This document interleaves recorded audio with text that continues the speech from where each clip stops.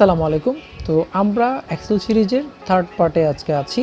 তো আমরা আজকে যে টোটাল ভিডিওর মধ্যে দুইটা টপিকস নিয়ে কথা বলবো, যে আপনি কিভাবে এক্সেলের একটা পেজ সেট আপ করবেন, দেন হচ্ছে যে আপনি হেডার ফুটার কিভাবে সিলেক্ট করবেন।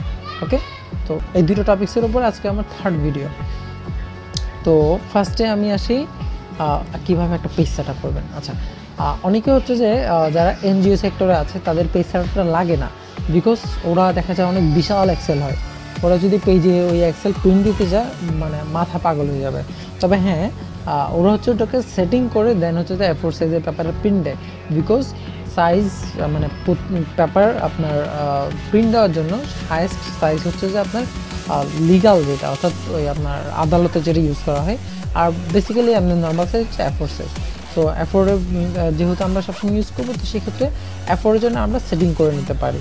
তো এটার জন্য এখন আমরা যাব যে পেজ লেআউটে আসলাম। আসার পর আমি এখানে মার্জিনসে যাব।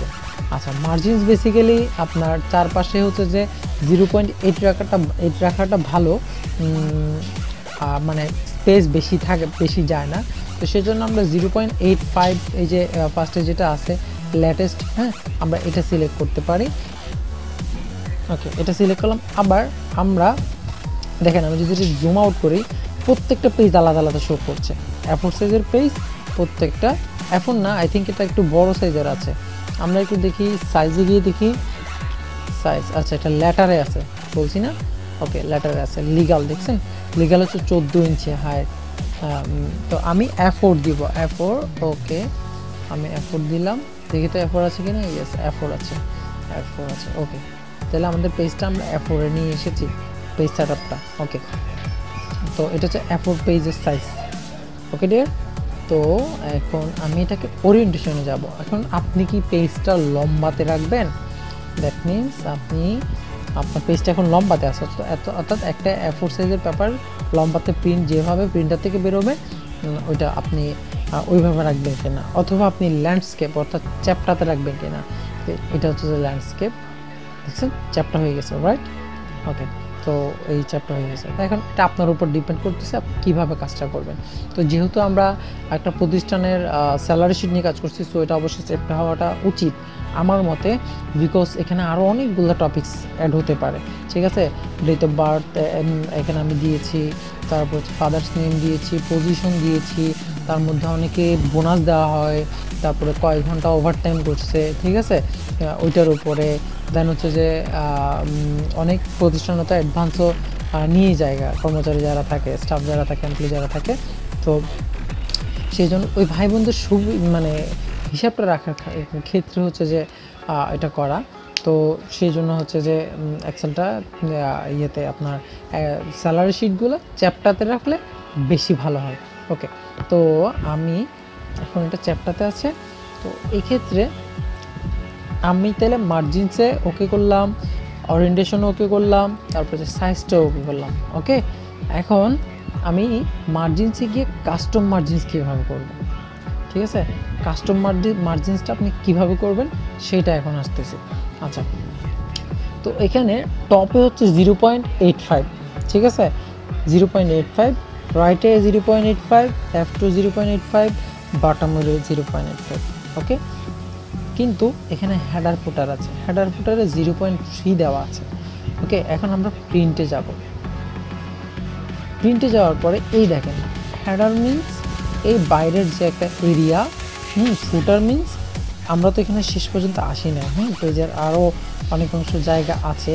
তো সেই জন্য ওকে, তো আমরা এই জায়গাটাকে আরও কমাইতে পারি চাইলে। তো কীভাবে কমাবো? আমি যাব এখন মার্জিনসে, কাস্টম মার্জিনসে গিয়ে আমি এটাকে 0.2 করে দেব।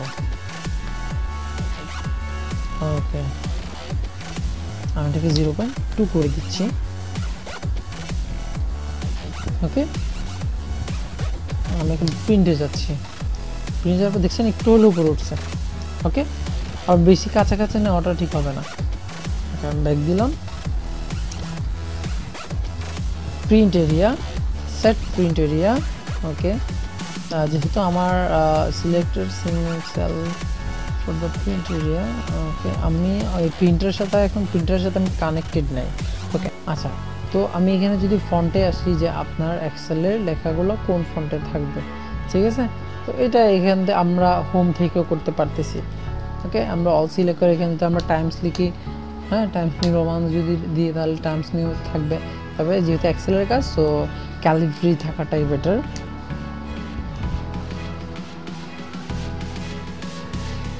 ক্যালিব্রি থাকাটাই বেটার, ঠিক আছে। ওকে, এরপরে আমি আসি হেডার ফুটারের ক্ষেত্রে। তাহলে আমি হেডার ফুটার আসলাম। এই যে এই উপর অংশটা হচ্ছে হেডার আর নিচের অংশটা হচ্ছে যে ফুটার। ওকে,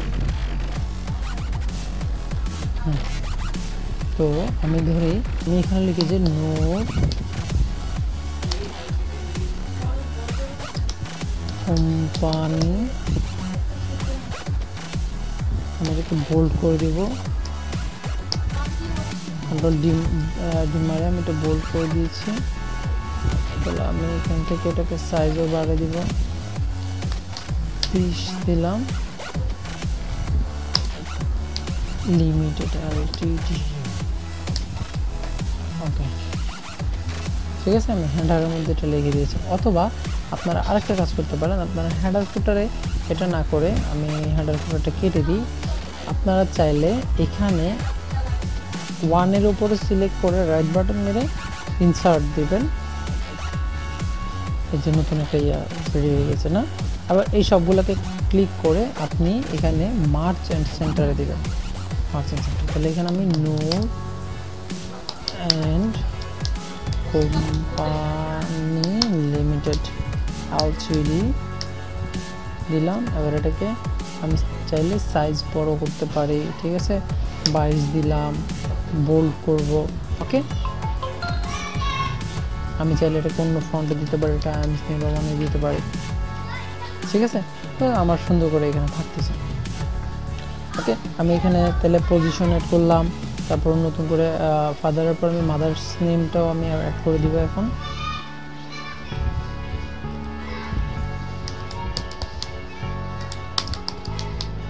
মাদার্স নেম আমি অ্যাড করলাম। এটা কিন্তু ডে বাই ডে আপনাদেরকে যখন আমি একটার পর একটা শিখিয়ে দিব তখন দেখা যাবে যে আপনাদের এক্সেলটা আরও বড় হচ্ছে, আমাদের এই এক্সেলটা। ওকে, সো আজকে আমাদের ভিডিওতে এই ছিল। ইনশাল্লাহ সামনে দেখা হবে নতুন কোনো ভিডিও নিয়ে। আসসালামু আলাইকুম।